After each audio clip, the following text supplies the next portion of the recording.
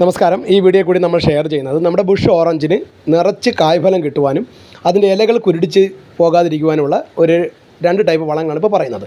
സാധാരണ ബുഷ് ഓറഞ്ചിന് നമ്മൾ ചട്ടിയിലോ തറയിലോ ഒക്കെ നട്ടാലും അമിതമായ രാസവളത്തിൻ്റെ ഒന്നും ഒരു ആവശ്യവുമില്ല. നമ്മൾ സാധാരണ ചെയ്യുന്നത് 10 ദിവസം കൂടുമ്പോൾ 1-2 സ്പൂൺ വെച്ച് എല്ലുപൊടി ഇതിൻ്റെ മുള്ളിട്ട് കൊടുക്കും.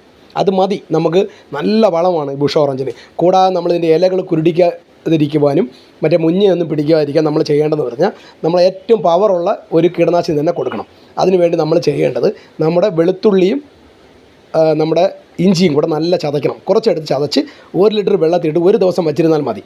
പിറ്റേന്ന് അരിച്ചെടുത്തിട്ട് നമ്മൾ അതിൻ്റെ ഇലകളിൽ ചെറുതായിട്ട് സ്പ്രേ ചെയ്ത് കൊടുക്കുക.